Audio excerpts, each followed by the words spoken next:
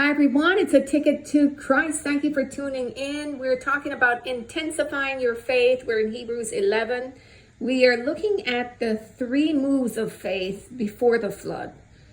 So the first one in verse 4, it says, by faith Abel offered unto God a more excellent sacrifice than Cain, by which he obtained witness that he was righteous, God testifying of his gifts, and by it he being dead yet speaketh.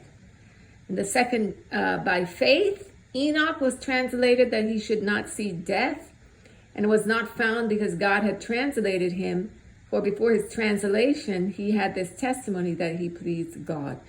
But without faith, it is impossible to please him, for he that cometh to God must believe that he is, and that he is a rewarder of them that diligently seek him. And the third move is by faith in verse 7, Noah, being warned of God of things not seen as yet, moved with fear, prepared an ark to the saving of his house, by the which he condemned the world and became heir of the righteousness which is by faith. So we see that these three powerful moves. The first one led Abel to sacrifice correctly, a better sacrifice than the correct sacrifice. He gave his best. He gave the first fruits. And his sacrifice, his prioritizing God and honoring God in the correct way, testified to his faith. So we see that our faith can show up in how we sacrifice, how we prioritize God in our lives, giving him our best. That can show your faith. The second one was Enoch. Enoch's faith was so strong that he never died. He was just translated up into heaven. He just went straight up.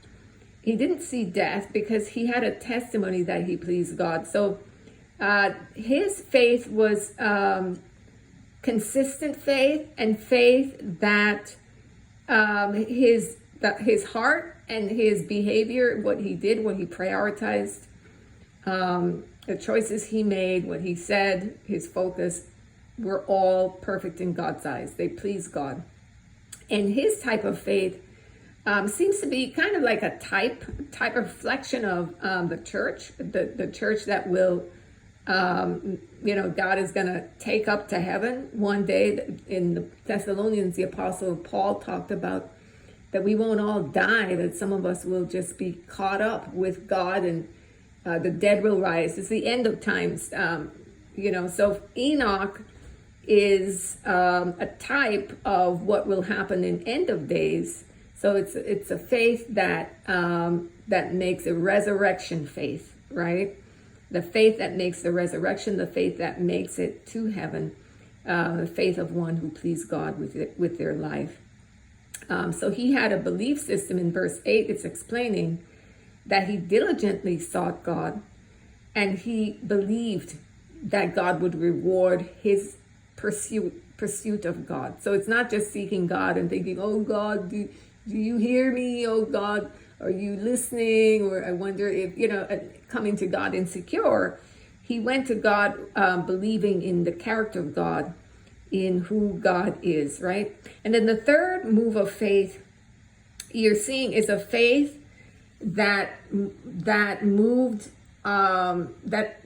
with action based on what God revealed to him.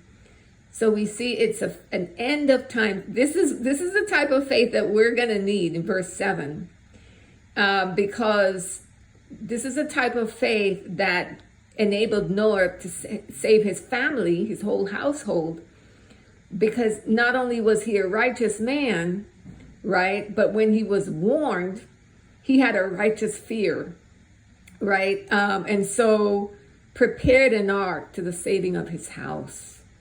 So by his actions, by his faith, the world was condemned, because in comparison, they weren't having any kind of faith. And I'm sure he warned them, he told them, but they didn't believe it. But he believed, and he became an heir of righteousness. And that type of testimony is by faith. So the testimony that we can have is one such as Noah's. I think this one is the most timely for today, because we're seeing all of the pieces coming into play, in this country, around the world, in terms of things that need to happen, that will happen, that have been prophesied for hundreds of years before the end, right? If you don't know what those things are, go back to Matthew 24 and read everything the Lord said.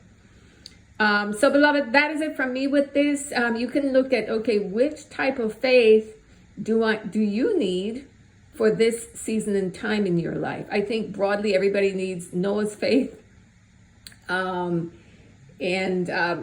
think he also encapsulated everything, but his type of faith. Notice he wasn't translated up, but he was delivered through. So he was delivered through whatever trials, whatever troubles. There are some people who would say it's Enoch's faith that's warranted. That too, I think, but that's if you think that Jesus is going to come down and reign here on this earth, you're going to say Noah's faith. But if you think that we're all going to be caught up and live in heaven, then you're going to say Enoch. So I think it's a little bit probably of both. You see people being snatched up, but you see also them coming back down, Jesus coming back down. But there are going to be people on this earth when Jesus comes back, right? And some would likely be Christians, because you see I think it's Revelation 20 or 19, 20 or 21, it talks about 1,000-year reign, right?